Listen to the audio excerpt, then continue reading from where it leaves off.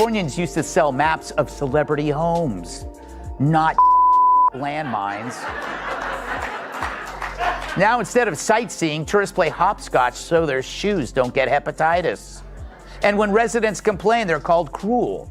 And now we're supposed to believe Gavin? Hell no. All the problems of the last decade were based on his and his party's lies. Then came the national polling by overwhelming majorities. It turns out Americans don't favor minors transitioning.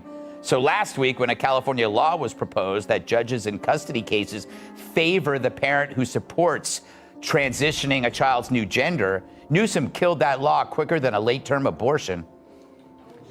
Yeah, I know, huh? Now the left, being the left, was outraged, but they missed something, because now Newsom says he only vetoed it since it's already the law. Greg Gutfeld just shredded Gavin Newsom over his latest stunt, and it was pure comedy gold. The Fox News host torched Newsom for flip-flopping on his failed woke policies in California, and the takedown was absolutely savage. So, smash that subscribe button, ring the bell for notifications, and let's dive in. So Newsom is fed up with tent cities, the crime, the urban decay? No, he's not mad about that stuff. He's mad you noticed. It's like a criminal telling a jury he's sorry he robbed 25 banks when he's just sorry he got caught on the 26th. Because this isn't some spontaneous crisis. It's a man-made disaster like Chernobyl or Fox and Friends.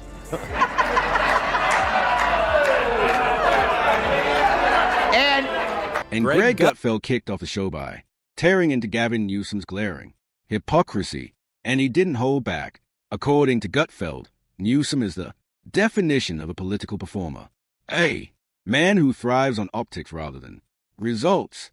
The California governor, he argued, doesn't truly believe half of what comes out of his own mouth. Instead, he's constantly playing to the cameras, pretending to love California, while reciting rehearsed lines about the state's greatness. But behind the flowery rhetoric lies a hard truth. California is crumbling under his leadership. Homelessness is exploding, crime is rising, and businesses are fleeing in droves. And here's the kicker: when the public starts to notice the wreckage, Newsom suddenly acts outraged at the very mess he helped engineer. Gutfeld's point was clear.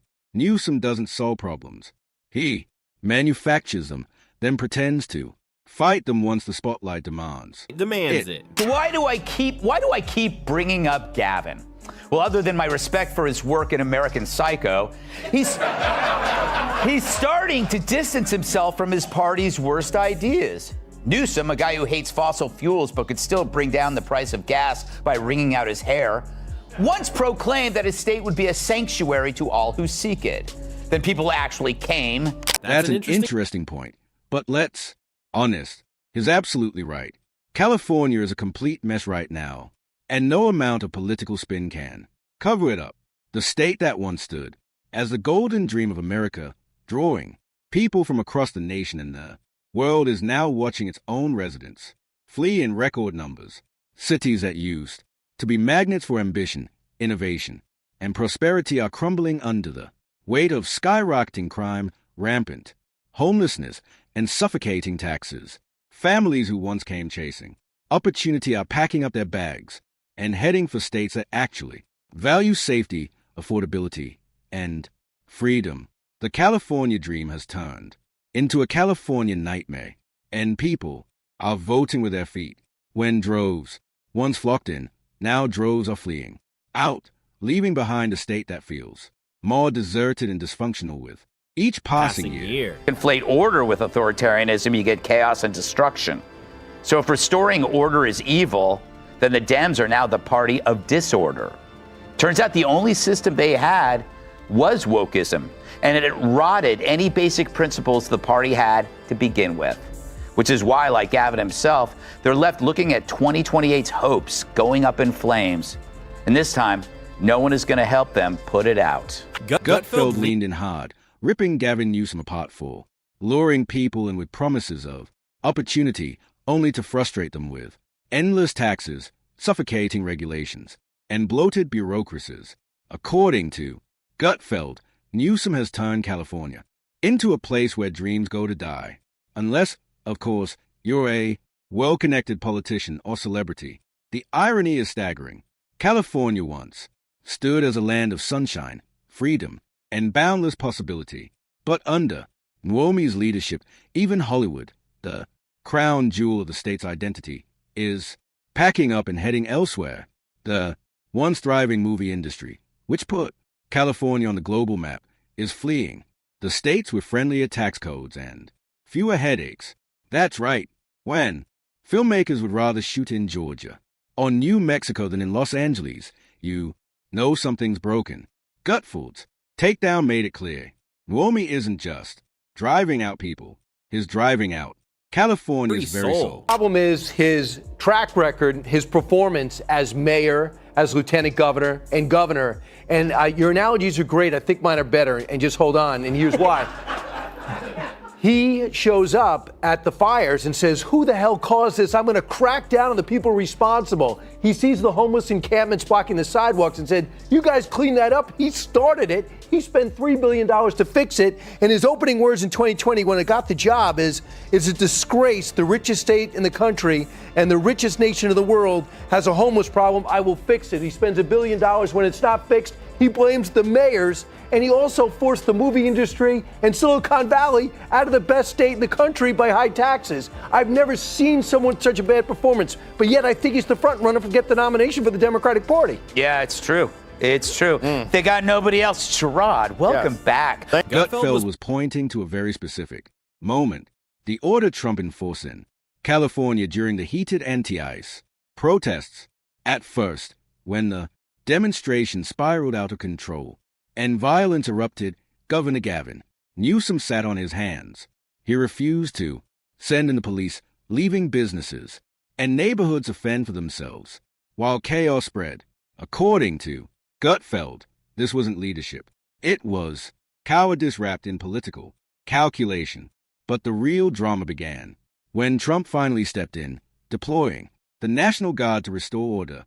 Suddenly, Newsom found his voice, not to protect Californians, but to blast Trump for what he called interference in his state. The hypocrisy, Gutfeld noted, was glaring.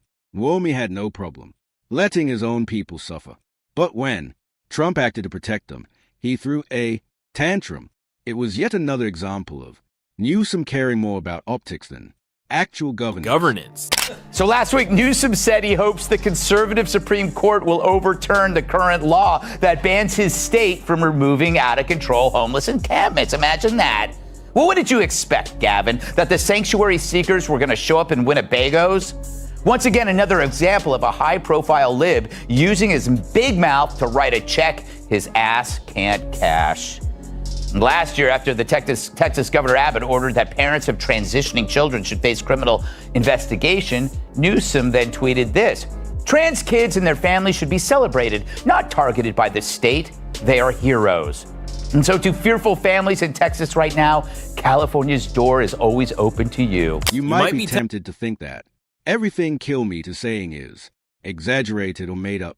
But then you look at what investigators have revealed about the devastating California wildfires. According to one report, the blaze wasn't simply an act of nature. Instead, it was traced back to the negligence of a major electricity company, ironically, one of Gavin Newsom's campaign sponsors. Investigators found that this company had refused to properly upgrade its aging equipment despite repeated warnings about the risks. The outdated machines eventually malfunctioned, sparked and ignited a firestorm that tore through communities. Families lost their homes, properties were reduced to ashes, and lives were upended, all because a powerful corporation chose profit over safety. The fact that this same company funneled money into Newsom's political career only makes the situation look worse, raising serious questions about where his loyalties truly lie. What do you think about Gavin Newsom? What's going on there? I don't know. I don't know how they bump out Kamala out of VIP, put a white male in there and take her out. She's got too much of an ego to just step aside. She's going to go crazy if they try to do that. Plus, she had a strong 2% support, so Don't forget that. Yeah, but she's waiting for that spot to just open for her, and then you put a white male in there. Yeah. There's no. I don't know how they're gonna put. I mean, they did it to Bernie. They threw him under the bus two, presidential ones in a row. They just gave him a couple extra houses in Vermont. Go, yeah, you got some extra money. But I don't know how they could do it with her. It'd be great if they threw her under the bus because she really likes buses. Remember? And that Gutfeld argued is how Gavin Newsom managed to boost California's already skyrocketing rates of homelessness by openly inviting people running from the law in other states to come hide out in his so-called sanctuary paradise. But it doesn't stop there. When it comes to controversial social issues, Newsom has been just as reckless. Take, for instance, the bill he oversaw regarding gender transitioning. For minors, under this legislation, children could bypass their parents entirely, confide only in teachers or school staff, and begin counseling without ever notifying their families. Critics slammed the bill as a dangerous attack on parental rights, and for good reason. Parents across the state were outraged, terrified of the idea of life-altering decisions being made behind their backs. Instead of protecting family bonds, Newsom sided with policies that effectively cut parents out of the most sensitive and critical moments in their children's lives. Californians used to sell maps of celebrity homes, not landmines. Now, instead of sightseeing, tourists play hopscotch so their shoes don't get hepatitis. And when residents complain, they're called cruel. And now we're supposed to believe Gavin? Hell no. All the problems of the last decade were based on his and his party's lies. I don't think Gavin Newsom would make an excellent replacement for Kamala Harris. Far from it. Going for Newsom over Kamala Harris is like deserting a sinking ship for one that's already on fire. Either way, you're doomed. They are in truth two sides of the same coin. Both are grossly incompetent, and neither has the vision or leadership qualities America desperately needs right now. While Kamala Harris is infamous for her incoherent word salads and awkward laughter, Gavin Newsom hide behind long-winded speeches that say absolutely nothing. He's a master of political theater, talking endlessly, smiling for the cameras, but never delivering solutions.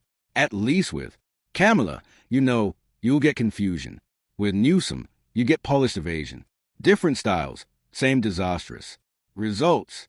Swapping one for the other doesn't solve anything. It only ensures the failures continue, packaged in slightly different wrapping. Then came the national polling. By overwhelming majorities, it turns out Americans don't favor minors transitioning. So last week, when a California law was proposed that judges in custody cases favor the parent who supports transitioning a child's new gender, Newsom killed that law quicker than a late-term abortion. Yeah, I know, huh? Now, the left, being the left, was outraged, but they missed something, because now Newsom says he only vetoed it since it's already the law. California is going down the drain, and much of it can be traced back to the lies Gavin Newsom has told. He promised that California would be a model for clean energy, yet the state faces rolling blackouts every summer while utility companies hike rates. He vowed to tackle homelessness, pouring billions into programs. But homelessness is only skyrocketed with encampments spreading like wildfire across Los Angeles, San Francisco, and beyond. He claimed California's economy was thriving, yet businesses are fleeing in record numbers to states like Texas and Florida, desperate to escape suffocating taxes and regulations. And let's not forget his bold assurances about public safety, only for violent crime and retail theft to surge under his watch. Time and again, Newsom's words are painted today. Rosy picture that collapses under reality. The result, a state once seen as the land of dreams, is now spiraling into chaos under his failed leadership. Newsom is about as woke as they come, and his policies prove it. He has shown time and again that he's willing to push radical ideas, even if it means harming children in the process, so long as it fits his progressive agenda. One of the most controversial examples is his support for legislation that allows minors to pursue gender transition treatments without full parental involvement, a move critics argue could leave kids scarred physically and emotionally for life. Beyond that, Newsom constantly panders to the LGBTQ plus lobby, bending over backward to prove his loyalty to their causes, even when it comes at the expense of parents' rights or community standards. For him, politics is less about solving real problems like crime, homelessness, or the collapsing economy, and more about signaling allegiance to identity-based groups. In short, Newsom's obsession with pandering has left California worse off, with ordinary citizens paying the